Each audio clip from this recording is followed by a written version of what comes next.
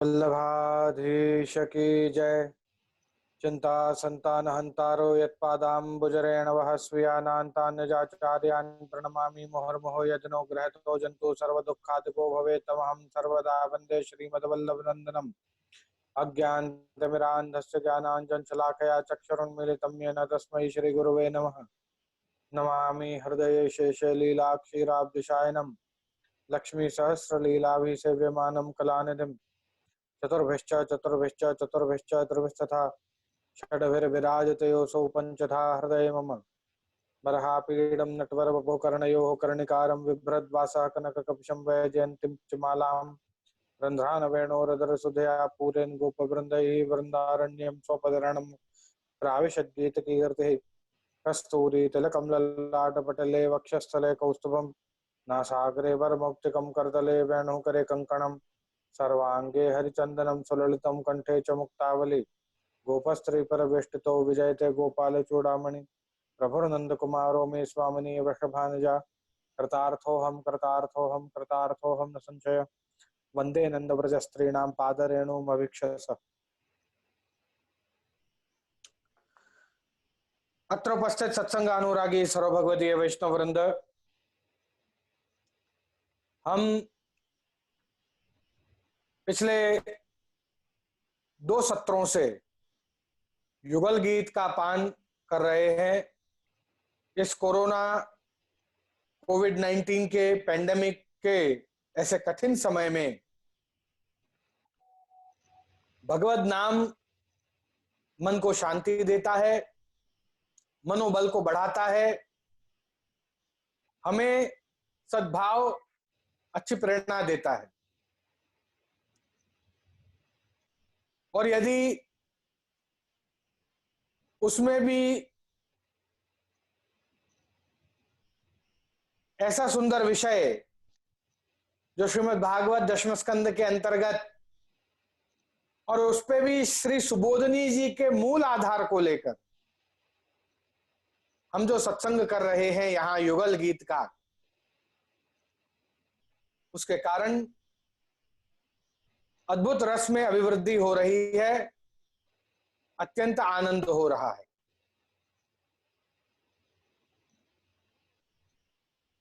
यहां हमने पहले श्लोक, दूसरे श्लोक और तीसरे श्लोक में,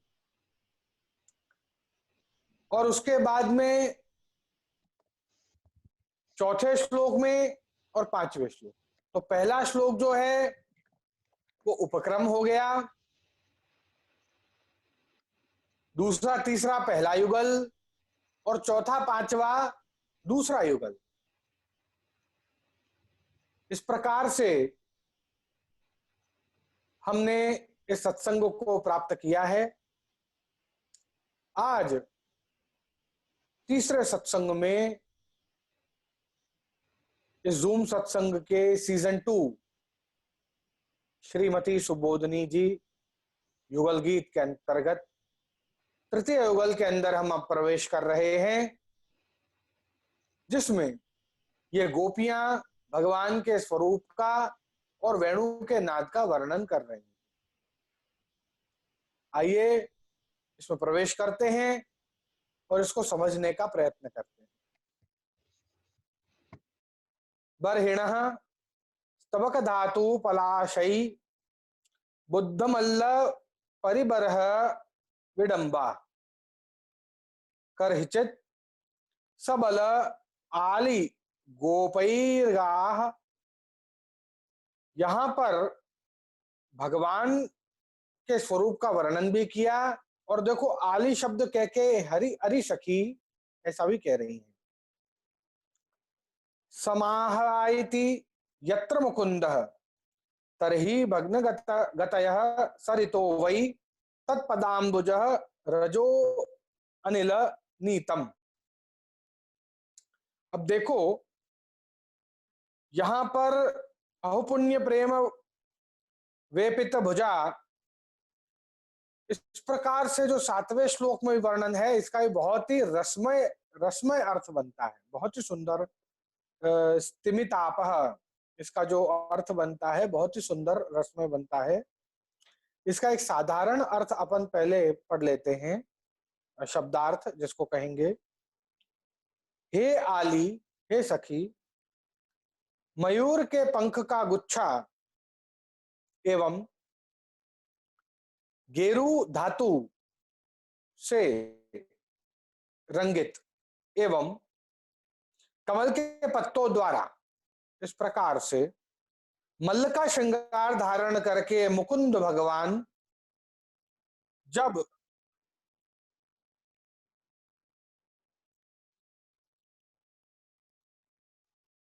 मल्ल का श्रृंगार धारण करके जब मुकुंद भगवान जब बलदाऊ जी एवं ग्वाल बालों के एवं गायों के संग आप वन में विहार करते हैं, और उस समय जब इन गायों का आवाहन करते हैं तब नदियों की गति बंद हो गई है और वायु द्वारा चरण रज की इच्छा करने लगी है। ये नदी अधिक पुण्य वाली ना होने के कारण प्रेम से उनकी भुजाएं कांप रही हैं और जल की गति स्थिर हो गई है। ये इसका शब्दार्थ हुआ। अब प्रथम युगल जो था, प्रथम युगल मतलब दूसरा और तीसरा श्लोक, वो प्रथम युगल था। तो प्रथम युगल जो था वो आवेश का स्वरूप था, दूसरा युगल वो देववेश का स्वरूप, और ये जो तीसरा युगल जो है वो लीलावेश का युगल है। ठीक है, तो प्रथम युगल में आवेश का अर्थ कर रहे हैं आवेश। आवेश मतलब जो सब और हो अथवा सदैव हो, उसे आ कहते हैं। जो सदैव धारण करें ऐसा वेश। ठीक है, तो नित्य का वेश का वर्णन है जो भीतर अनुभव किया। पिछले सत्संग में मैंने आपको बताया था भीतर बाहर का स्वरूप, फिर भीतर पधराया, उसको तीन युगल के द्वारा समझा रहे हैं। मैंने आपको बताया था पिछले बार कि आपको समझाऊंगा, मैं वो समझा रहा हूं। ठीक है, द्वितीय युगल के अंदर देववेश अर्थात गाय चराने पधारते हैं तब जो वेश धरते हैं, सो आप बाहर पधारे गाय चराने तो बाहर का वेश हो, तो स्वरूप बाहर प्रकट हो रहा है। पिछले जो श्लोक में, पिछले युगल में जो आपने वर्णन सुना था वो ऐसा ही था बिल्कुल। अब तो पहला आवेश, फिर देववेश बाहर, अब वापस भीतर जा रहा है स्वरूप। तो तृतीय युगल के अंदर, इसके अंदर, इस युगल के अंदर लीलावेश का वर्णन है। क्या अर्थात नित्य लीला के समय किस रूप से विराजते हैं, उस रूप को पुनः अपने भीतर विराजमान कर रहे हैं। ठीक है, तो नदियां सदा बहती रहती हैं। देखो यहां नदियां शब्द बोल रहे हैं, बहुवचन है, हाँ समझना है, आगे बताऊंगा। नदियां सदा बहती रहती हैं, अपने साधारण पति सागर की ओर गतिशील हैं, वेणुनाद से स्थिर हो गई हैं। सरंती इति सरिता, जो बहती रहे वही नदी, पर वो भी रुक गई है।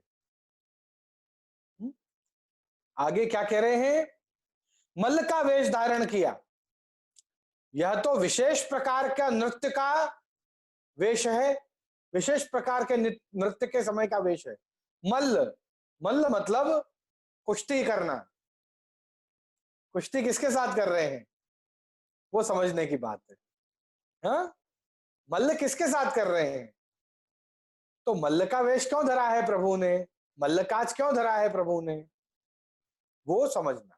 ठीक है, तो नृत्य में नाद की ध्वनि बढ़ जाती है। इससे पहले अपन ने क्या सुना था, कोमल अंगुली विराश्रित बिल्कुल कोमल अंगुलियों से स्पर्श हो रहा है छिद्रों का। यहां पर नाद की ध्वनि बढ़ जाती है, यहां कोमलता नहीं है, यहां तो मल्ल हो रहा है। अब नृत्य हो रहा है, तो अब रस में अभिवृद्धि होती जा रही है।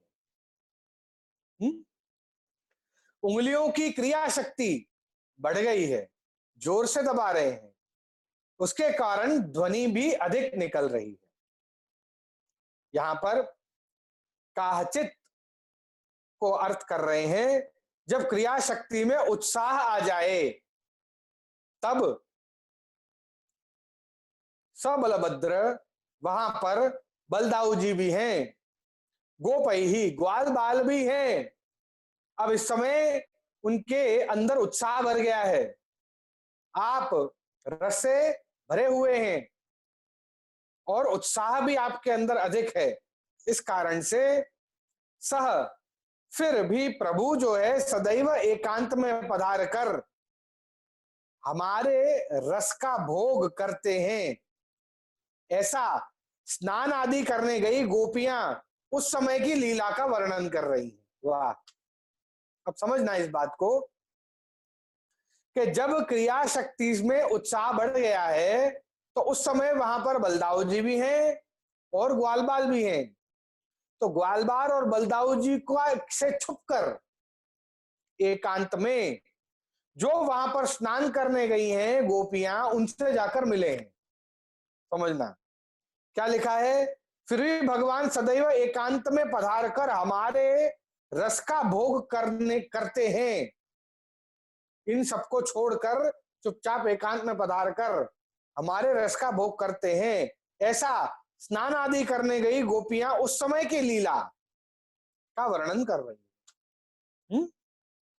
तो थोड़ा समय भगवान बलभद्र जी के साथ हैं और थोड़ा समय भगवान ग्वाल बालों के साथ हैं, किंतु अधिक समय तो एकांत में गोपियों के साथ हैं। ये बात इससे स्पष्ट होती है।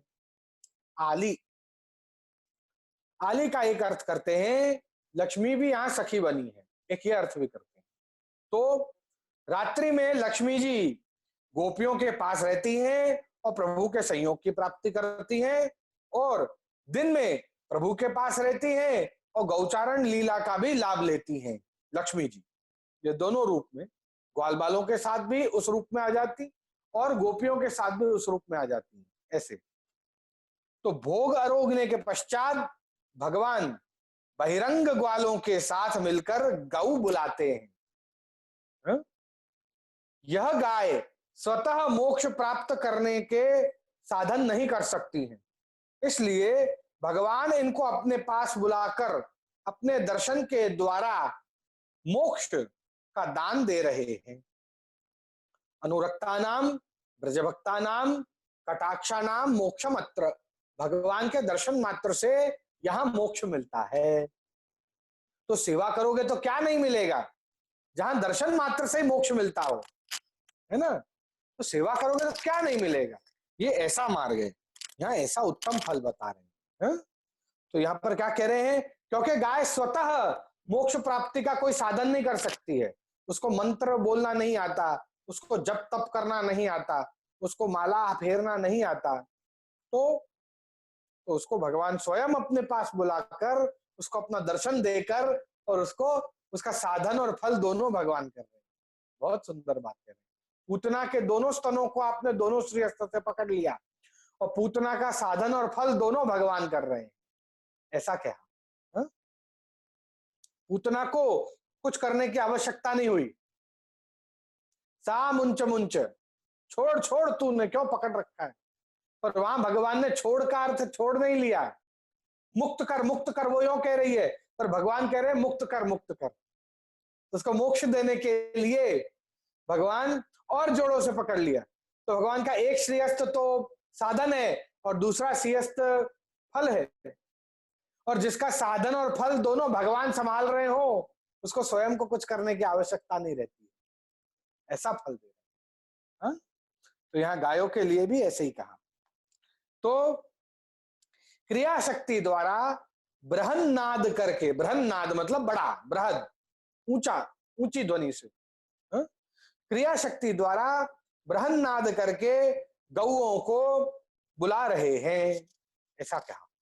आगे तरही, भगवान ने जब गौओं को बुलाया तब नदी कैसे रुक गई, प्रश्न कर रहे हैं। गच्छन्ति इति गावः, गौ शब्द का यौगिक अर्थ जो जाए, गौ जो चलता रहे, जो जाए। गच्छन्ति इति गावः, जो जाए वो गौ या गो। गो शब्द का एक अर्थ होता है इंद्रियां, गो शब्द का एक अर्थ होता है अपने जो जाए, जो गतिशील हो, जो जाए है। और सरंती इति सरितः, तो जो बहती रहे, जो जाए वही नदी। तो जो बहती रहे वो नदी, और जो जाए वो गो। तो दोनों के यौगिक, दोनों के अर्थ एक होने के कारण नदी को ऐसा लगा कि मुझे बुला रहे, भगवान वेणुनाद द्वारा मुझे बुला रहे हैं, ऐसा उनको लगा। इसलिए यहां पर नदियों ने वेणु का नाद सुना और उसी क्षण उनकी गति बंद हो गई, वो रुक गई। नदियां स्थिर हुई हैं, किंतु भगवदीय देह प्राप्त करे बिना भगवत संबंध नहीं हो सकता है, और भगवदीय देह भगवान के चरणों की रज से ही प्राप्त होता है। बहुत सुंदर बात है। इसलिए आगे कहते हैं, अनिल नीतम, पवन द्वारा चरण रज की प्राप्ति हुई। बहुत अद्भुत बात है। एवं गोवर्धन लीला के समय इंद्र ने प्रभु के चरणों का अभिषेक कराया, वह जल और चरण रज जो भगवान की है, वह रज बहकर इन नदियों को मिली। यहां नदियों का अर्थ कर रहे हैं देवताओं को मिली, इसलिए देवताएं, इसलिए नदियां, ऐसा बहुवचन कहा है। ठीक है, देवताएं नदियां, इस प्रकार से बहुवचन कह रहे हैं। ठीक है, और देवताओं में काम भाव है। ठीक है, गोपियों के हृदय में विराजा हुआ प्रभु के लिए जो प्रेम है, वो प्रेम भी जब बहता है ताप में, वो भी नदियां हैं, वो भी नदियां हैं। इसलिए इतनी सारी गोपियों की नदियां, इसलिए यहां पर नदियां शब्द कहा है ना, ये भी समझना है। तो उनके अंदर काम भाव है। तो यहां पर ब्रह्म सूत्र के अंदर कह रहे हैं, सर्वा भेदा दन्यत्रे में, लीला में कोई भी पदार्थ ब्रह्म से भिन्न नहीं है, ब्रह्म एक ही है। उत्तर लीला का पदार्थ पूर्व लीला से ही होता है। उत्तर लीला का जो पदार्थ का जो संबंध है, वो संबंध पूर्व लीला से ही होता है। इससे पहले जो लीला हो गई है, उस लीला के कारण ही तो बाद की लीला होगी। सब एक दूसरे के साथ जो है कनेक्टेड रहते हैं, इस बात को समझना है। पूर्व लीला के कारण उत्तर लीला होगी, समझे? ऐसा। तो यहां क्यों कह रहे हैं ये बात, इसका लिंक आगे जोड़ेंगे। देवताओं में काम भाव जागृत होने के कारण आगे चल के, क्योंकि ये पूर्व लीला है, इसके कारण उत्तर लीला होगी। उत्तर लीला क्या होगी? देखो, देवताओं में काम भाव जागृत होने के कारण आगे चल के उत्तर लीला, आगे चल के द्वारका लीला में कालिंदी रूप से प्रकट होंगी, यही नदी। बहुत सुंदर बात कह रहे हैं, देखो। श्री यमुना जी तो कृष्ण तुर्य प्रिया है, नमत कृष्ण तुर्य प्रियाम, है ना, कृष्ण तुर्य प्रिया है, जो कृष्ण का ही द्रवीभूत रूप है, सो अलग है। कालिंदी जो कि यमुना जी का ही द्वारका लीला का स्वरूप है, पर वो अलग है, वो आगे चल के होंगी, द्वारका लीला में कालिंदी बनेंगी। ठीक है, यहां पर कह रहे हैं अबहुपुण्या, बहुत पुण्य वाली नहीं है। किसके लिए कह रहे हैं देखते हैं। पुण्य का अर्थ है यहां पर भगवान की रसमय कृपा से, भगवान की रसमय कृपा से अर्थ है यहां पर, देवताओं के लिए कह रहे हैं। ये नदियां काम भाव वाली हैं, इसका क्या प्रमाण है। वयमिव, इसी श्लोक में एक शब्द आया वयमिव, गोपियां कह रही हैं हमारे जैसे भाव वाली हैं ये नदियां। जो प्रमाण दिया कि हम तो काम भाव वाली है ही, तो हमारे जैसी भाव वाली है, मतलब ये नदियां भी काम भाव वाली हैं। तो हम यदि बहुपुण्य वाली होती, ये गोपियां कह रही हैं, हम यदि बहुपुण्य वाली होती तो दिन में ग्वाल बनकर और रात्रि में गोपी बनकर प्रभु को सुख देती और सदा संयोग रहता। किंतु हम अबहुपुण्या, हम अबहुपुण्या, हम बहुपुण्य वाली नहीं है, इसलिए ये अधिकार हमको नहीं मिल पाया। हम प्रभु के साथ हमेशा नहीं रह पा रही हैं, उनसे दूरी हो जाती है हमारी। प्रेम वेपित भुजा, प्रेम से नदियों की भुजा कांप रही है, पवन से नहीं, भुजाएं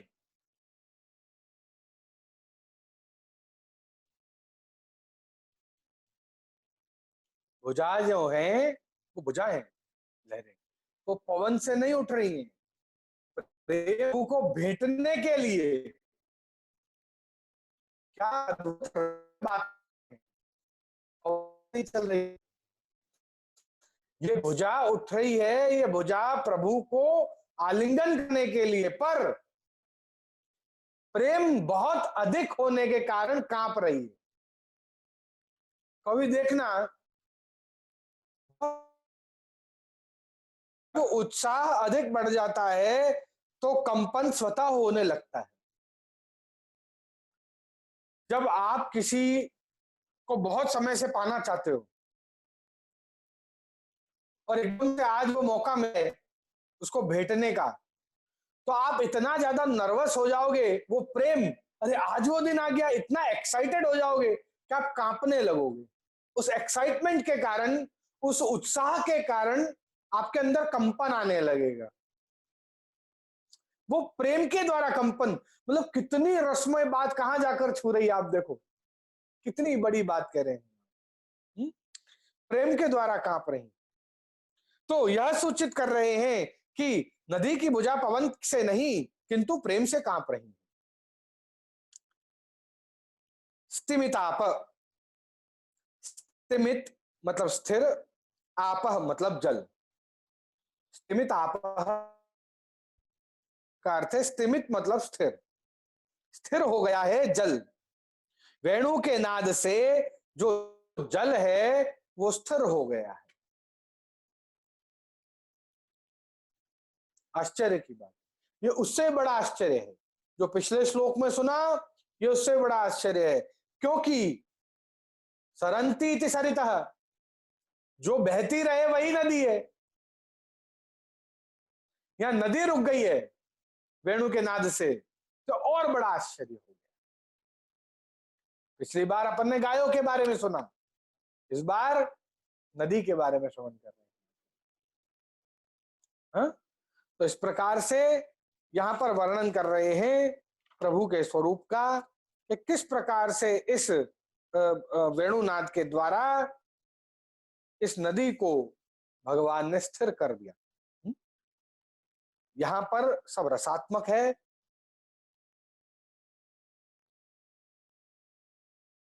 यहां पर हिरनिया भी गोपी हैं, नदी भी गोपी है, बादल भी गोपी हैं, गाय भी गोपी है, सब गोपी हैं। हमको समझना है, ये इशारा मैं पहले भी कर चुका हूं आपको। हमको समझना है कौन सा किस गोपी के भाव से गाया जा रहा है, ये सब समझना है। मैंने आपको पूरी लिस्ट बता दी है, जो प्रथम सत्संग जो हुआ था अपना, उसके अंदर मैंने आपको सब पूरा लिस्ट बता दिया था कि कौन सा युगल कौन सी गोपी गा रही है। ये तीसरा युगल है वो राजस तामस गोपी गा रही है, ठीक है, तृतीय युगल। अब हम जो चतुर्थ युगल में प्रवेश करने जा रहे हैं, ये जो 3 युगल हैं, ये संपूर्ण राजस भाव की 3 प्रकार की गोपियों का युगल हमने पूर्ण किया। 3 प्रकार, राजस राजस, राजस सात्विक, राजस तामस, ये 3 प्रकार के ये 3 युगल हो गए। अब हम चौथे युगल में प्रवेश कर रहे हैं। ये जो चौथा युगल जो है वो अब चौथा, पांचवा और छठा, ये 3 युगल सात्विक गोपियों के बारे में। ये चौथा युगल जो सात्विक तामस गोपियों के विषय में कहा जा रहा है। ये सात्विक तामस गोपियां कौन सी हैं? ये सात्विक तामस गोपी वो हैं जिनका गोपी गीत के अंदर वर्णन मिलता है कि जो अपनी पति की सेवा कर रही है। पति की सेवा करना ये सात्विक कार्य है और उसके कारण काम उत्पन्न होता है और काम उत्पन्न होने के कारण वो तामस है। तो सात्विक तामस गोपी यो, हाँ? तो ऐसे हमको समझना है। ये सब गोपी गीत के अंदर वर्णन मिलता है कौन सी गोपी किस प्रकार। अनुचरैहि समनुवर्णित वीर्य आदि पुरुष इवाचल भूति वनचरो गिरि तटेषु चरन्तिर्वेणु नाव्यहति गाह स यदाहि। यहां पर इस श्लोक के अंदर एवं वनलता स्तवरव आत्मनि विष्णु व्यंजन्त्य इव पुष्प फलाढ्याः प्रणत भार विटपा मधुधारा प्रेम हृष्ट तनवः सुसृजु स्म। ये 8वें और 9वें ये 2 श्लोक से चौथा युगल बनता है। इसका हम एक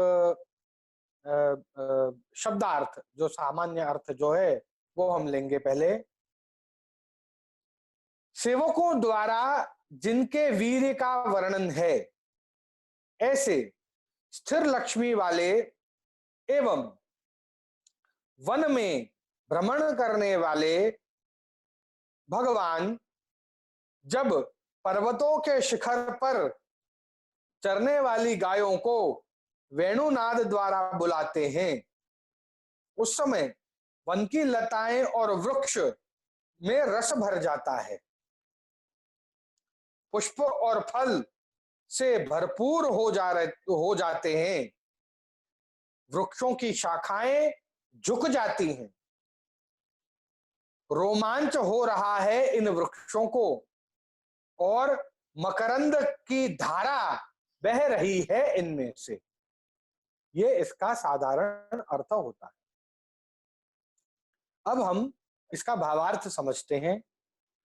अनुचरई समनुवर्णित वीर्य, वेदों द्वारा भली भांति से वर्णन एवं ग्वाल बाल सेवकों के द्वारा भगवान का वर्णन, ये भक्ति अनुसार वर्णन है।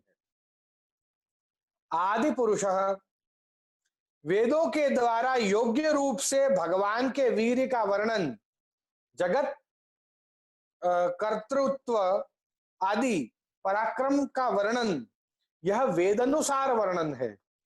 और इवाचल भूति, अचल है विभूति लक्ष्मी, विभूति मतलब लक्ष्मी, अचल है विभूति लक्ष्मी जिनके पास ऐसे प्रभु, ये लोक अनुसार वर्णन।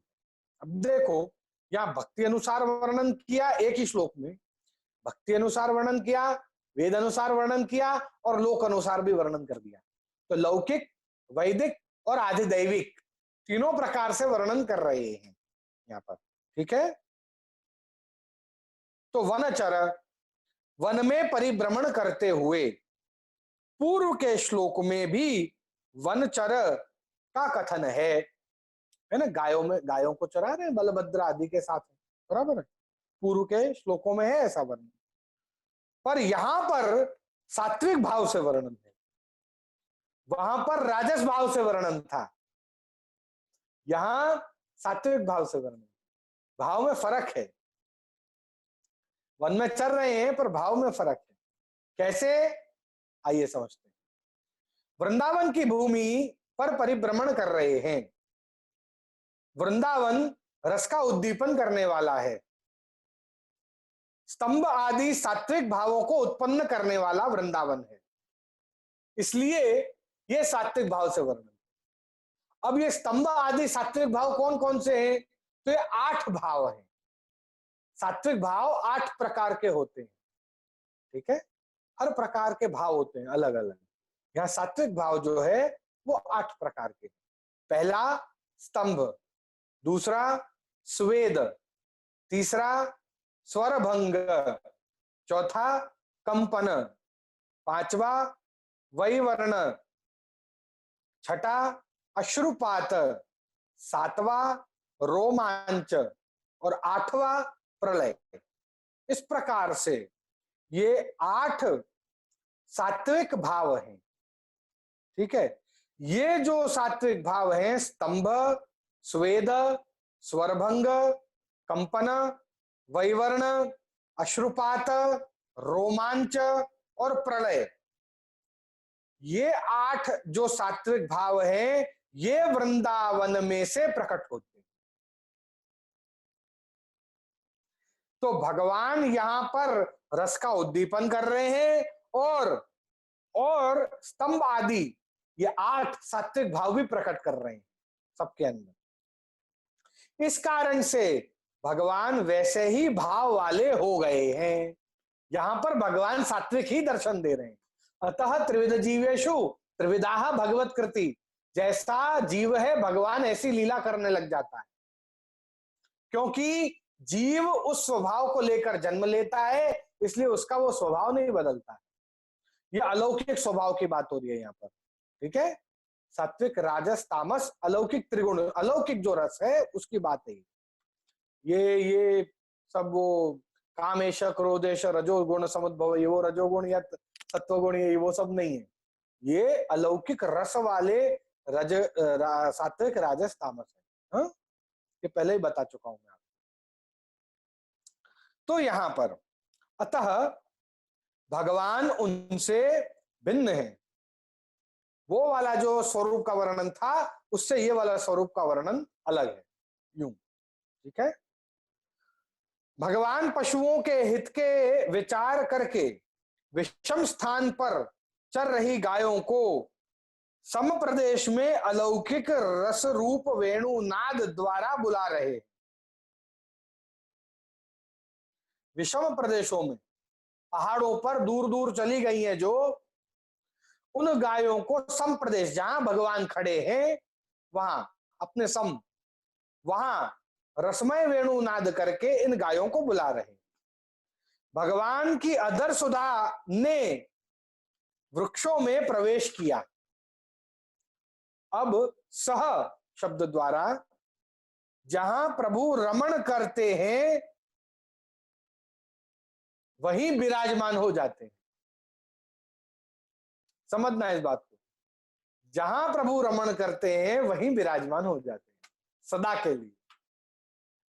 बहुत अद्भुत बात कह दी है। वही निकुंज है, निकुंज वही है। आज यदि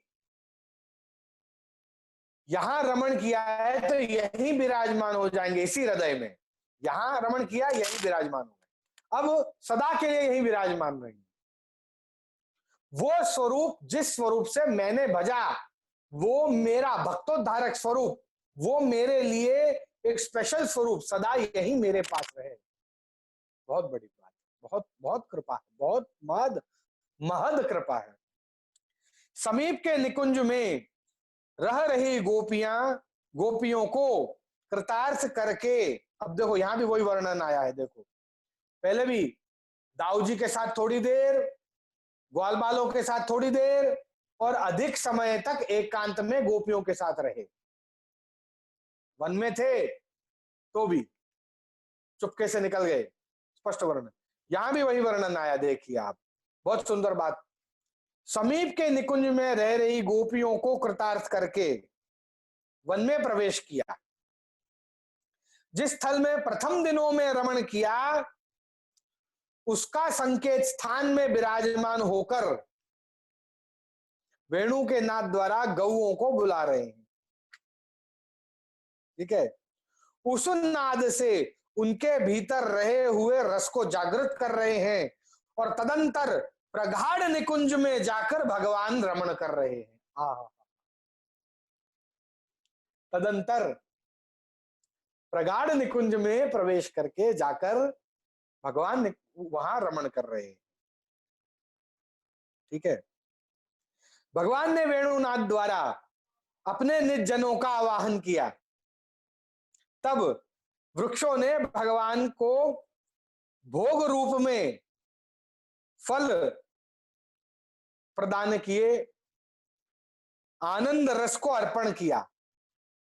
उसी प्रकार लताओं ने पुष्पों के रूप में प्रभु को अपना आनंद रस प्रदान किया, अर्पण किया। जैसे गोपियां अर्पण करती हैं, उसी प्रकार वृक्षों ने, लताओं ने अर्पण किया। तो यहां पर वृक्ष और लताएं भी एक प्रकार से गोपियां ही हैं, यही समझना। तो आत्मनि विष्णुम व्यंजयन्त्यः, वस्तु अर्पण करने का भाव तो जंगम में होता है, स्थावर में नहीं होता है। इस शंका को दूर करने के लिए यहां पर अपने भीतर विष्णु दर्शा रहे हैं ये वृक्ष। भगवान की क्रिया शक्ति और ज्ञान शक्ति चेतन पदार्थ में प्रकट होती है और क्रमशः सच्चित और आनंद में आविर्भूत होती है, आविर्भाव होता है। यह सब भगवान के प्रवेश होने पर ही होता है। अतः इनके अंतःकरण के अंदर प्रविष्ट भगवान जब प्रकट हो तब इस प्रकार का संभव हो पाता है। 5 धर्मों के द्वारा वृक्ष आदि अपने अंदर विष्णु दर्शाते हैं। इनमें से 5 में से 2 धर्म क्रिया शक्ति के हैं और 3 धर्म ज्ञान शक्ति के हैं। आइए क्रिया शक्ति द्वारा 2 धर्म बताए। एक पुष्प जो गौण फल है, दूसरा फल जो परम फल है। वृक्षों का एक पुष्प जो गौण फल है, दूसरा फल जो परम फल है। पुष्पों को सूंघा या माला बनाकर पहना, धारण किया, पर फलों को तो अरोगा। अरोगा मतलब उसको संपूर्ण रूप से अंगीकृत कर लिया, इसलिए उसको परम फल माना, पुष्पों को गौण फल माना। ठीक है, और ज्ञान शक्ति द्वारा 3 धर्म बताए हैं। पहला भक्तों के जैसे नमन करना, दूसरा प्रेम से तन पुलकित होना, रोमांच होना, हरे भरे हो जाना, और तीसरा मकरंद की धारा बहना, मधुधारा, ऐसा कहा ना श्लोक में, तो मकरंद की धारा बहना। तो इस प्रकार से क्रिया शक्ति द्वारा 2 और ज्ञान शक्ति द्वारा 3, इस प्रकार से 5 धर्म इन वृक्ष लताओं ने प्रकट किए। प्रणत भार विटपा, वृक्ष भार से नम्र नहीं हुए हैं, वृक्ष वजन से नहीं झुके हुए हैं। क्यों झुके हुए हैं? प्रणत भार विटपा, प्रणाम करके झुके हैं, वजन से नहीं झुके हैं। बहुत सुंदर बात कही।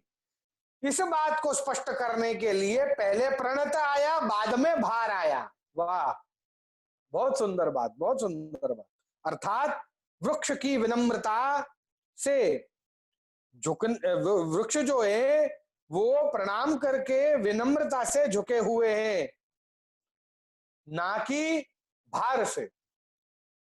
ऐसा अर्थ है। भार से अगर झुक भी जाएगा तो हो सकता है कि हाँ झुक जाए, किंतु भार से वो प्रणाम नहीं कर सकता, और यहां प्रणाम किया है। आज देखो, कोई भी भार पूर्वक तुम किसी को झुका दोगे, पर प्रेम प्रणत प्रणत कामदम, गोपियां क्या कह रही हैं, प्रणाम कर रही हैं, प्रेम पूर्वक प्रणाम कर रही हैं गोपी गीत में। हे कामदम, कामान ददाति कामदम, काम काम को देने वाले, हे कामदम, हमारी कामनाओं को पूर्ण करने वाले, प्रणत, हम तुम्हें प्रणाम करते हैं। प्रेम पूर्वक प्रणाम, प्रेम किसी से भार पूर्वक जबरदस्ती नहीं करवा सकते, तो उसको झुका सकते हो, आदर पा सकते हो, प्रेम नहीं पा सकते किसी का बलपूर्वक। समझ रहे हैं? तो यहां पर वही बात हुई, पहले प्रणत, फिर भार। भार से यदि झुके भी तो भी प्रणाम तो भार से नहीं हुआ, पर पहले तो प्रणाम किया है, जिसका अर्थ है कि वो प्रणाम भार पूर्वक नहीं, प्रेम पूर्वक हुआ है, विनम्रता से हुआ। प्रेम हृष्ट तनवः,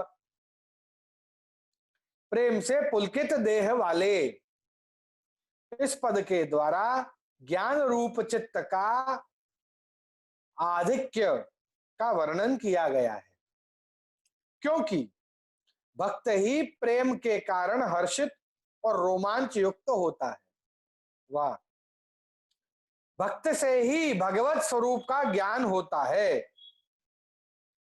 भक्त से ही। श्री वल्लभ आज्ञा करते हैं श्री सुबोधनी जी, गोवर्धन लीला में श्रीमती सुबोधनी जी में, कि भगवत भक्त भगवत बुद्धि कार्या, भगवत भक्त भगवन प्राप्नुवंती तासाम फिर भक्तर जाता है।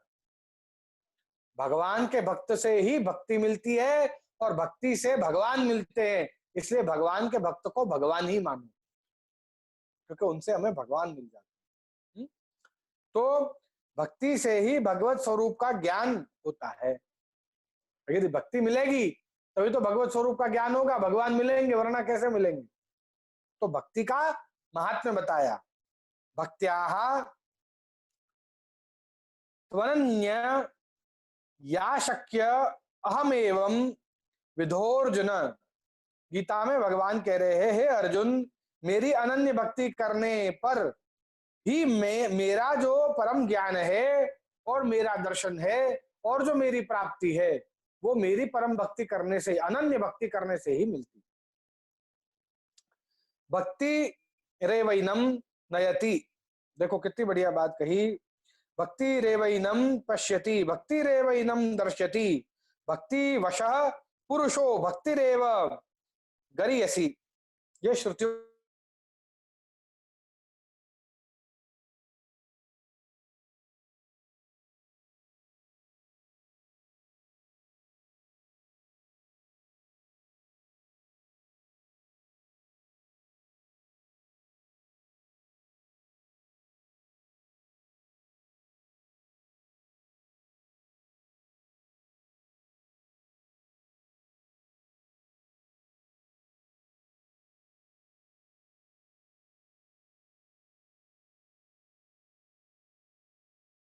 संन्यास ले लो, वैराग्य धारण करो और भिक्षा मांगकर पवित्र जीवन जियो। दान मांगकर जीवन जीना सबसे पवित्र जीवन माना जाता है। जो जो दान मांगकर लाए हैं वो सब प्रभु को अंगीकृत करा दो, दूसरे दिन फिर दान मांगने जाओ, ये अर्थ है उसका। उसमें से कुछ भी इकट्ठा नहीं करो। क्या ये मतलब अपने सन्यास आश्रम का ये धर्म है, पवित्र जीवन है ये। इकट्ठा करोगे धन तो उसमें चित्त लगेगा, मन लगेगा। तो सन्यासी कभी इकट्ठा नहीं करते, रोज खर्च कर देते हैं, फिर वापस दान मांगने जाते हैं, वो सब प्रभु को विनियोग करा देते हैं, सब खर्च कर देते हैं, ऐसा। तो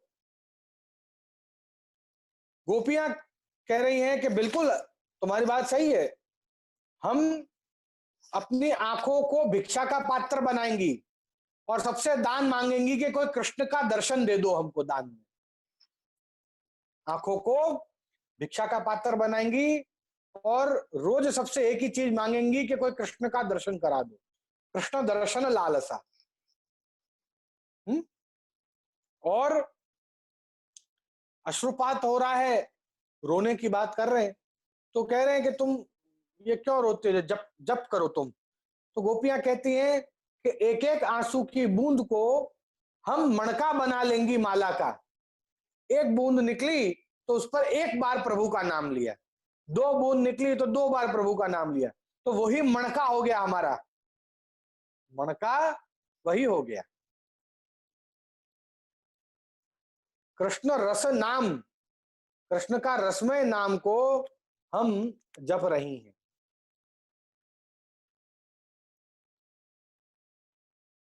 ये जो गोपियां हैं यहां पर, ये जब मथुरा पधार गए, भ्रमर गीत, ये तब की बात है, यहां पर रसमय पुष्प और फल की बात कर रहे हैं। उद्धव जी से कहने लगी, उद्धव जी हमें एक बात समझ नहीं आती कि जब वन में या बगीचे में फल ना हो तो वहां पक्षी नहीं आते, पक्षी उसे छोड़कर चले जाते। विद्यालय में विद्या ग्रहण करने के बाद दोबारा वो विद्यार्थी उस विद्यालय की ओर नहीं जाता है, उसको छोड़कर आगे बढ़ जाता है तो आगे बढ़ जाता है, वापस लौट कर नहीं आता है कभी।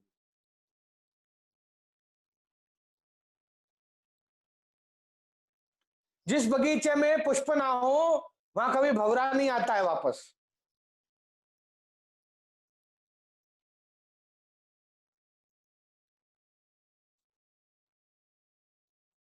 हमारे पास ज्ञान नहीं, चातुर्य नहीं कृष्ण को सुख देने का। विद्यालय से विद्यार्थी चले गए तो क्या ज्ञान नहीं अब इस विद्यालय में?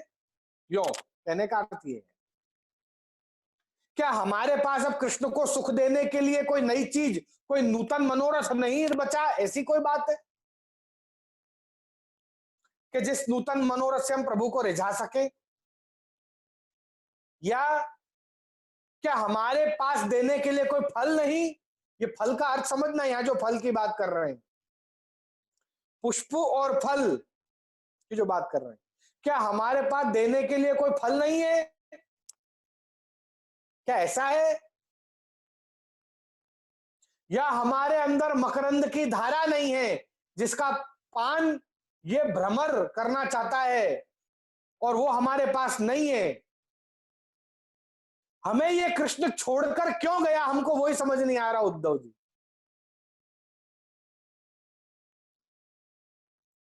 क्या हमारे पास मकरंद की रसधारा नहीं है? क्या हमारे पास फल नहीं है? क्या हमारे पास पुष्प नहीं है? क्या हमारे पास विद्या नहीं है? चातुर्य नहीं है कृष्ण को रिझाने का? क्या नहीं है हमारे पास? आप बता दो कारण, तो हमको क्यों ठुकराया उस प्रभु ने, हमें पता चले, कारण तो पता चले। क्या हमें ऐसे छोड़कर, ऐसे तड़पते हुए छोड़कर क्यों चला गया? तो यहां किस फल की बात हो रही है, किस पुष्प की बात हो रही है? कुसुम सरोवर क्या है? कुसुम मतलब पुष्प हुआ।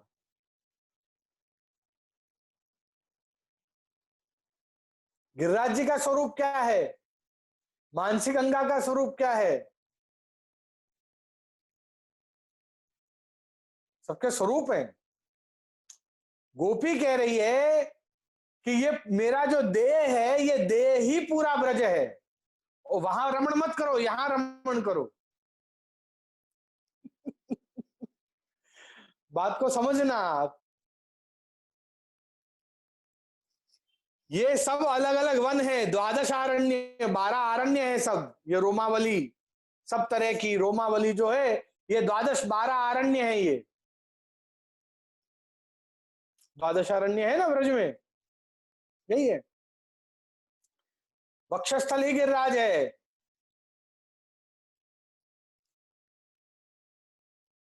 हृदय वृंदावन है। सब स्वरूपों का वर्णन यही किया है गोपियों ने। किस फल की बात, किस पुष्प की बात हो रही है, ये अपने को समझना है खुद, है ना, अंदर से प्रभु ही प्रेरणा करेंगे। किस रस धारा, किस मकरंद धारा का भाव, वो जो बहने लगा मकरंद धारा, वो क्या है, वो हमें सब समझना है, सब रसमय है। तो यहाँ पर भगवान भक्ति के द्वारा ही मिलते हैं, वृक्षों के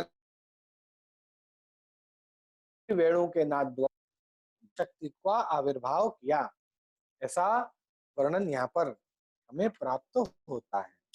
इस प्रकार से हमने तीसरा और चौथा युगल, ऐसे दो युगल आज लिए। अब अपन पांचवें युगल को अगले सत्र में लेंगे, क्योंकि समय भी अपना हो ही गया है ऑलमोस्ट। यदि किसी को कोई प्रश्न हो तो वो अब पूछ सकते हैं। इतना ही कहकर श्री महाप्रभु जी, श्री मदन मोहन प्रभु के चरणों में अपने वक्तव्य को समर्पित करता हूँ।